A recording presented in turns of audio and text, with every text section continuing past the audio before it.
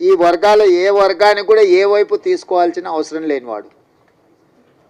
అతన్ని హైకోర్టు జడ్జిగా రిటైర్ అయితే వారిని one man commission, judicial commission జడ్జిగా వారిని నియమించి 59 ఉపకులాలను ఏ రకంగా వర్గీకరించాలి, రోస్టర్ విధానం ఎట్లా ఉండాలి ఏందని చాలా లోతు విశ్లేషించి 59 కులాలకైనా 199 పేజీల ఒక విశ్లేషణ మొత్తం ఇచ్చిండు. ఒక్కొక్క సామాజిక వర్గము ఇప్పటి వరకు ఒక డాక్టర్ కానీ ఒక చిన్న గ్రాడ్యుయేట్ అయిన కాని ఉన్నాయి, ఓ చిన్న డాక్టరో లేకపోతే ఒక గెజిటెడ్ ఆఫీసర్ ఉద్యోగం రాని వర్గాలు చాలా ఉన్నాయి. వాటి ఒక్కొక్కరిని విశ్లేషించుకుంటూ 199 పేజీల ఒక నివేదిక తయారు చేస్తూ ఈరోజు ఎస్సీ 15% రిజర్వేషన్లను గ్రూప్ 1కు 1%, గ్రూప్ 2కి 9%, గ్రూప్ 3కి 5%, ఏ గ్రూప్లలో ఎవరెవరు ఉండాలనో కూడా విశ్లేషించాను. ఈరోజు మా సోదరులు మా లక్ష్మణ్ 9 అంటున్నాడు. 9 కాదు, పావు తక్కువ 10 మీకే ఇచ్చాను. ఎందుకంటే అతి తక్కువ జనాభా ఉన్న వాళ్ళు ఎన్నడూ ఏ అభివృద్ధి ఫలాలు ఆశించని వాళ్ళని గ్రూప్ 1లో పెట్టాం. తర్వాత మోడరేట్గా కొంచెం పర్వాలేదు అనుకున్న వాళ్ళని గ్రూప్ 2లో పెట్టుకున్నాం. సిగ్నిఫికెంట్గా బెనిఫిట్ అంటే కొంచెం మెరుగైన ఫలితాలను సాధించుకున్న వాళ్ళని గ్రూప్ 3లో పెట్టుకున్నాం. సో గ్రూప్ 1 అండ్ గ్రూప్ 2లో ఉన్నది మొత్తం మాదిగా ఉపకులాలకు సంబంధించిన వాళ్ళే ఉన్నారు. వాళ్ళకి సంబంధించి పావు తక్కువ 10% రిజర్వేషన్ ఈరోజు మీకు అందుబాటులోకి వచ్చింది. ఇది ఎవరికి వ్యతిరేకం కాదు, మీకు జరిగిన అన్యాయాన్ని సరిదిద్దే ప్రయత్నం ఇది. ఈ సరిదిద్దే ప్రయత్నం చట్టపరంగా న్యాయపరంగా సుప్రీంకోర్టు నుంచి మొదలు పెడితే వన్ మ్యాన్ కమిషన్ వరకు మీ పట్ల సానుభూతితో ఉండడం, ప్రధానంగా కాంగ్రెస్ పార్టీ రాహుల్ గాంధీ గారు ఎట్టి పరిస్థితుల చేయాలన్న ఆలోచన ఉండడం, దాన్ని వేగంగా నేనున్నా కాబట్టి మీకు అమలు చేసిన.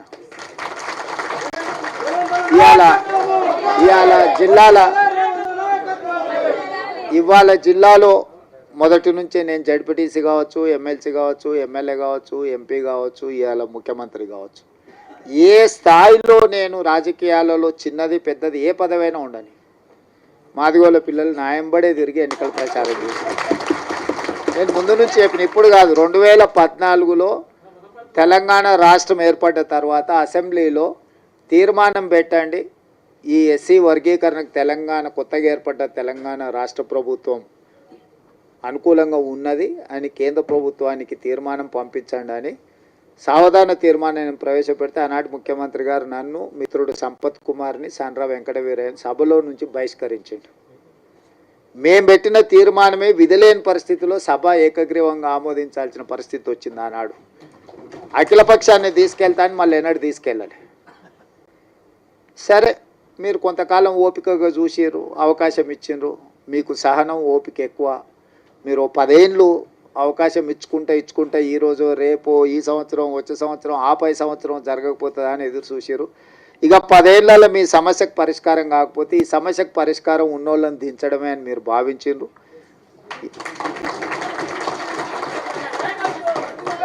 మీరు అవకాశం ఇస్తే మొదటి సంవత్సరంలోనే సుప్రీంకోర్టులో జడ్జిమెంట్ వచ్చిన, సుప్రీంకోర్టులో కేసులు సంవత్సరాల కొద్ది వాయిదా పడుతుంటే నేను అయిన తర్వాత దామన్నని పిలిచిన, మన ఎమ్మెల్యేలు అందరిని పిలిచిన. అక్కడ సుప్రీంకోర్టులో కేసు వాయిదాలు పడుకుంటూ పోతుంది, ఇంకా దీన్ని వాయిదాలు వేయడానికి వీలు లేదు. మనమే ప్రత్యేకంగా ప్రభుత్వం నుంచి ఉద్దండులైన న్యాయవాదులను నియమిద్దామన్నా, నువ్వు ఢిల్లీకి వెళ్ళు, ఎమ్మెల్యేలు అందరినీ తీసుకొని అని చెప్పి వేముల వీరేశాన్ని, మందుల శామ్యుల్ను, గవ్వంపల్లి సత్యనారాయణ, లక్ష్మణ్ని అందరినీ ఎమ్మెల్యేలు అందరినీ దామన్నకు తోడించి ఒక కమిటీలాగా ఢిల్లీకి పంపించి మన సిద్ధార్థ్ లూత్రాను, అభిషేక్ సింఘ్వీని, వీళ్ళందరినీ న్యాయవాదులను అందరినీ మన తరఫున సుప్రీంకోర్టులో బలంగా కేసును బెంచ్ మీదకి తీసుకొచ్చి బలంగా వాదనలు వినిపించినాం. ఎందుకు వర్గీకరణ చేయాలని దాని మీద. పంజాబ్ వర్సెస్ యూనియన్ ఆఫ్ ఇండియాలో ఉన్న కేసు చాలా ఏళ్ళ నుంచి పెండింగ్ ఉంది. దీంట్లో మీరు అందరు పిల్లలు చాలామంది చదువుకున్న వాళ్ళు ఉన్నారు. ఏళ్ళ కొద్దీ వాయిదాలు పడుతున్న దాన్ని 7 మంది న్యాయమూర్తులు ఒక దగ్గర కూర్చోవడం అనేది అంత అల్కగా పని కాదు. ఒకరు కూర్చునుడే కష్టం ఉంది. ఇవాళ రేపు 7 మంది ఒక్కసారి ఇట్లా లైన్గా కూర్చొని మీ వాదనలు వినాలంటే కంటిన్యూస్గా వాదనలు వినిపించి సుప్రీంకోర్టును మెప్పించి సుప్రీంకోర్టులో జడ్జిమెంట్ తీసుకొచ్చి ఆ జడ్జిమెంట్ని ఏ రాష్ట్రం ఈ దేశంలో అమలు చేయలేదు. ఏ రాష్ట్రం, ఏ కేంద్ర ప్రభుత్వం ఇవాళ మా సోదరుడు ఎక్కడైతే మద్దతు పలుతుండో, నాకు మంచి మిత్రుడు ఆయన, నేను నాకేం విభేదాలు లేవు. నేను మళ్ళీ మీరు ఎవరైనా అనుకున్నారు, కృష్ణమాదిగతో నాకు పర్సనల్ రిలేషన్ చాలా గొప్పగా ఉంది. ఆయనతో నాకు ఏం చిన్న ఎంట్రకాంత కూడా మాకు భిన్నాభిప్రాయాలు. కాకపోతే నాకంటే ఆయన కిషన్ అన్నను మోడీని ఎక్కువ నమ్ముతుండు. కానీ వాళ్ళ ప్రభుత్వాలు ఉన్న దగ్గర కూడా ఎక్కడ అమలు చేయలే. ఎక్కడ కూడా ఏ రాష్ట్రంలో అన్న వాళ్ళ ప్రభుత్వం ఉన్న కాదు, ఇన్ని రాష్ట్రాలలో వాళ్ళ ప్రభుత్వం ఉంది, నన్ను చేసిరా. కానీ నేనేందంటే ఈ వర్గాలకు అన్యాయం జరిగింది, ఇక నేను ఉన్నప్పుడు కూడా న్యాయం చేయకపోతే వీళ్ళకి ఎవ్వరు న్యాయం చేయరని నేను బలంగా నమ్మిన. అందుకే ఇంకెవ్వరు ఏమన్నా అనుకొని ఎవరు ఏమన్నా తెచ్చుకొని ఈ జాతికి న్యాయం చేయాలనుకున్న పట్టుదలతోని దాన్ని పక్కడబందిగా అన్ని రకాలుగా చేసుకుంటూ వచ్చి నేను అసెంబ్లీలో బిల్లు చేసి, అంతకంటే ముందు ప్రొఫెసర్ కాసిము వీళ్ళు వాళ్ళు వచ్చి నాతో అడిగినారు. అంటే నేను చెప్పిన, మీకు బిల్లు కావాలన్నా ఆడాబిడి కావాలన్నా అని. మాకు బిల్లు కావాలి సార్ అన్న. బిల్లు కావాలంటే దీనికి ఒక ప్రాసెస్ ఉంటుంది. పిల్లగాడు ఎంత తెలుగుకల్లో చదువైనోడైనా వాడు సంవత్సరం చదివినాకనే పరీక్షలు పెడతాం కదా. దీనికి కూడా ఈ ప్రాసెస్ కూడా ఒక పద్ధతి ఉంటుంది. అసెంబ్లీ కానీ లేకపోతే క్యాబినెట్ కానీ కమిషన్ కానీ రిపోర్ట్ కానీ దాన్ని చట్టం రూపొందించాలి. చట్టంలో లొసుగులు ఉండొద్దు. మళ్ళీ దాన్ని చట్టం చేసినాక మళ్ళీ దాన్ని ఎవరో ఒకరు దాంట్లో ఏదో ఒకటి ఎతికి కోడిగుడ్డు మీద ఈకలు వీకినట్టు ఏదైనా చేస్తే అది మళ్ళీ మొదటికి వస్తే ఇంక మళ్ళీ ఎప్పటికీ ఇది అపరిష్కృతమైన శాశ్వత సమస్య ఉంటుందని చెప్పి దాన్ని పక్కడ్బందీ చేసి దాన్ని మొత్తం దామన్నను ముందలు పెట్టి వెనకంగా మేము అందరం ఉండి మిగతా వాళ్ళందరినీ సమన్వయం చేసుకుంటూ నేను సభలో కూడా అందరినీ కూడగట్టి ఎవ్వరు కూడా దీన్ని వ్యతిరేకించే సాహసం చేయలేదు. ఎవరిని కూడా వ్యతిరేకించనీయకుండా వ్యవహారం నడిపినాం. ఎందుకంటే దీన్ని అందరి ఆమోదంతో ముందుకు తీసుకెళ్తున్నాను ఒక అభిప్రాయం ఇవ్వడం ద్వారా మాదిగ ఉపకులాలు ఎవ్వరికి అన్యాయం చేస్తలేరు, వీళ్ళు వాళ్ళ న్యాయమైన హక్కు కోసమే వాళ్ళు ప్రయత్నం చేస్తున్నారు అనే ఒక విస్తృత అభిప్రాయాన్ని కల్పించడం కోసం ప్రభుత్వం పూర్తిగా ప్రయత్నం చేసింది. ఇవాళ దాన్ని సాధించుకున్నాం. నేను ఆయన అసెంబ్లీలో చెప్పిన, దీన్ని కొలిక్కి తెచ్చే వరకు ఏ నోటిఫికేషన్ ఇవ్వనని. ఆయలటి నుంచి ఇవాళ వరకు ఒక్క నోటిఫికేషన్ కూడా ఇవ్వలే.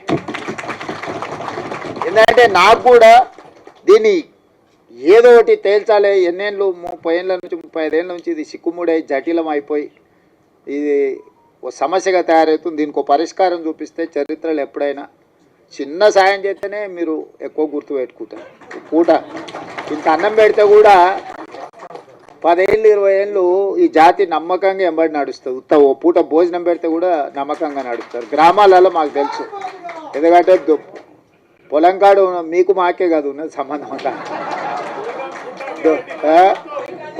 బాయికాడ ఏదైనా ఉన్నది మీకు మాకే సంబంధం కాబట్టి మీ గురించే నాకు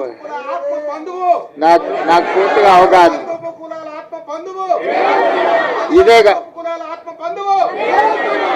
ఇదే కాకుండా నేను అయిన తర్వాత state election commissioner Ismail Pullaiah గారి కూతురు రాణి కుమిదిని మాదిగ ఆడబిడ్డని నేను వేసిన. 100 ఏళ్ళ హిస్టరీ ఉన్న ఉస్మానియా యూనివర్సిటీకి 100 ఏళ్ళ నుంచి ఏ దళితుడు కాలే. మొదటిసారి దళితుని, అది మాదిగలకు సంబంధించిన కుమార్ని ఇలా ఉస్మానియా యూనివర్సిటీ వైస్ ఛాన్సలర్ చేసిన. ఉస్మానియా యూనివర్సిటీ ఆర్ట్స్ కాలేజ్ ప్రిన్సిపల్గా ప్రొఫెసర్ కాసిమ్ని ఈరోజు మన ప్రభుత్వాన్ని నియమించింది. అదేవిధంగా దామన్న సరే ఆయన డిప్యూటీ సీఎంగా చేశారు, ఇవన్నీ చేశారు. లక్ష్మణ్ని విప్పుగా చేసినాం. అదేవిధంగా మనము రాజీవ్ గాంధీ IIIT బాసరకు మనం మాదిగా వైస్ ఛాన్సలర్ని మనం నియమించుకున్నాం. పబ్లిక్ సర్వీస్ కమిషన్లో పాల్వాయి రజనీ కుమార్ని ఈరోజు మెంబర్గా మాదిగా ఆడబిడ్డని ఈరోజు విద్యా కమిషన్ వేస్తే చారగొండ వెంకటేష్ని వేసినాం. ప్రొఫెసర్ పురుషోత్తం గారిని రిటైర్ అవ్వగానే ఇమ్మీడియట్గా హయ్యర్ ఎడ్యుకేషన్లో వైస్ చైర్మన్గా నియమించుకున్నాం. అదే సరే సీఎం ఆఫీస్ సరే టికెట్ల విషయంలో సరే అంటే నేను ఎందుకు ఇవన్నీ మీకు చెప్తున్నా అంటే గతంలో మీకు చిన్న అవకాశం రావడానికి చాలా కష్టం ఉండే. ఇవాళ state election commissioner, Osmania university, Rajiv Gandhi IIIT, higher education, విద్యా కమిషన్, పబ్లిక్ సర్వీస్ కమిషన్, ఎక్కడైనా నాకు ఏ అవకాశం వచ్చినా ఎవరు ఏమని అనుకోని వీళ్ళకి ఈసారి చేయాల్సిందే అని చెప్పి అవసరమైతే మా వాళ్ళని పక్కన పెట్టి కూడా మీ వాళ్ళకి చేసిన. ఎందుకంటే మీకు నష్టమైంది కాబట్టి వీళ్ళందరినీ మేలు చేయాలి, మేలు చేస్తే ప్రయోజనం ఉంటుంది, మీరందరూ బాగుపడాలని నా సూచన ఒక్కటే, అవకాశం వచ్చినప్పుడు నిలబెట్టుకోండి, దాన్ని 10 మందికి సాయం చేయడానికి ఉపయోగించండి. మన వాళ్ళకి ఏమవుతుందంటే మీకైనా మాకైనా రాగానే జర పుర్సత్ అయిపోతాం, మనం జర రిలాక్స్ అయిపోతాం, జర దావతులకు గీవతులకు ప్రాధాన్యత ఇస్తాం. దాంతో ఏమవుతుందంటే చూసినావా వీళ్ళకి అవకాశం ఇస్తే నిలబెట్టుకోలేదు, వీళ్ళకి అవకాశం ఇస్తే గిట్ల చేసిరు, వీళ్ళకి అవకాశం ఇస్తే గట్ల చేసిరు అని ఎదురుగున్నోళ్ళు మన వెనకంగా మాట్లాడుకుంటారు. అందుకోసం నేనేమంటున్నట్టు ఈ అవకాశం వచ్చిన వాళ్ళు కానీ రేపు భవిష్యత్తులో ఈ ఉద్యోగాలలో డాక్టర్లుగా, లాయర్లుగా, ఇంజనీర్లుగా, ఐఏఎస్లుగా, ఐపీఎస్లుగా మన పిల్లలు ఎవరైనా చివరికి హోంగార్డ్ కానీ కానిస్టేబుల్ కానీ 10 మందికి సాయం చేసేటట్టు మనం దీన్ని నిలబెట్టుకుంటే ఏమవుతుందంటే ఇంకో 10 అవకాశాలు వస్తాయి. మనం అవకాశం ఇచ్చినప్పుడు దీన్ని సరిగ్గా మనము ప్రజల ముందర కొంచెం మన గౌరవం పెరిగేటట్టు మనం వివరించకపోతే వీళ్ళకి ఇస్తే గింతేనా, వీళ్ళు మారరు, వీళ్ళు గిట్లనే ఉంటారు అంటే నేను జర ఓపెన్ అయ్యి చెప్తున్నా, మీతో ఎందుకు చెప్తున్నానో దీన్ని అర్థం చేసుకోరి. అంతా బాగుందని చెప్పి మీకు చేతులు కలిపి ఫోటో దిగి పంపొచ్చు, కానీ దానివల్ల పూర్తి స్థాయి ప్రయోజనం లేదు. మనకి ఏ అవకాశం వచ్చినా దాన్ని నిలబెట్టుకొని అరే వీళ్ళకి ఇస్తే సమర్థులే, బాగా చేస్తారు, 10 మందికి ఉపయోగపడతారు, జర పద్ధతి మీద ఉంటారని మనం నిరూపించుకుంటే ఏమైందంటే ఇంకో 10 అవకాశాలు కొత్త వాళ్ళకి వస్తాయి. మనం దాన్ని ఆ అవకాశాన్ని మనం సరిగ్గా ఒడిసి పట్టుకోకపోతే ఏమవుతుందంటే ఎక్కడో ఒక దగ్గర వీళ్ళకి ఇస్తే గిట్టనే చేస్తారా అని మీకు మాకు ఆ చెడ్డ పేరు రావద్దు. అందుకోసమని ఇచ్చిన అవకాశాలు వీడు ఇచ్చిన వాళ్ళకే కాదు, రేపు వచ్చే అవకాశాలలో ఏ ఉద్యోగం వచ్చినా ఎవరన్నా మనోళ్ళు వస్తే కూసబెట్టి మర్యాద ఇచ్చే పని ఉంటే చేసి పెట్టురు, లేకపోతే వాళ్ళకు సలహా ఇయ్యరు. ఒకసారి వాళ్ళకి తెలియదు పాపం, ఎక్కడి నుంచో కింద నుంచో కష్టపడి వస్తాడు, వాళ్ళకి తెలియక ఏదన్నా అట్లా ఇట్లా కొంచెం మాట్లాడతారు. వాళ్ళు కూర్చోబెట్టి మాట్లాడేది నేర్పాలి, పని ఎట్లా చేసుకోవాలో నేర్పాలి, ఈ పని ద్వారా 10 మందికి ఎట్లా మనము సాయం చేయాలో కూడా వాళ్ళకి కొంచెం ఓపిక తెచ్చుకొని నేర్పాలి. మేము అయిపోయినాం కాబట్టి మేము ఇంకా మిగతా వాళ్ళకి మేము పెద్దగా చెప్పము అనే విధానం మనకు ఉండొద్దు. ఎందుకంటే ఇది ఒక గొప్ప అవకాశం, ఈ గొప్ప అవకాశాన్ని 10 మందికి ఉపయోగపడే విధంగా చేయండి. ఏది ఉన్నా నేను ఉన్నంత వరకు మీ ఓడే ఉన్నాడు అనుకోండి కుర్చీలో. ఎందుకు చెప్తున్నా అంటే నాకేం ఇంటికి తీసుకుపోయేది ఏంది లేదు, నేను ఏది నా ఇంటికి తీసుకుపోను. 10 మంది ఇబ్బందులు ఉన్న వాళ్ళకి సాయం చేయడానికి నేను ఉన్నా, నాకు పేరు తప్ప ఇంకేంది లేదు. అరే నన్ను కనిపిస్తే మీరు నమస్కారం పెడితే నాకు సంతోషం అవుతుంది అంతే. అరే మాకు అన్న చేసి నమస్తే అన్న, నన్ను గుర్తుపట్టకపోయినా నేను మిమ్మల్ని గుర్తుపట్టకపోయినా నమస్తే పెడితే నేను చేసిన పనికి నాకు సంతోషం కలుగుతుంది. నేను అంతమించి మీ నుంచి ఏం ఆశిస్తలేదు. ఆయన సతీష్ మాదిగా నేను పొట్టేలు కోసి దావతీయమని కూడా నేనేం అడుగుతలేదు. ఆయన కూడా అప్పుడప్పుడు చెప్తుంటా కానీ వినడు, అప్పుడు అట్లా ఇట్లా చేస్తుంటాడు. ఆయన దృష్టిలో పెట్టుకొని ఇప్పటి దగ్గర చెప్పిన, శిలక్కి చెప్పినట్టు చెప్తినరా నాయన నీకెందుకు నేను ఉన్నా కదా అని అంటే ఉన్నట్టు ఉంటాడు, అప్పుడే అట్లా పోయేస్తాడు.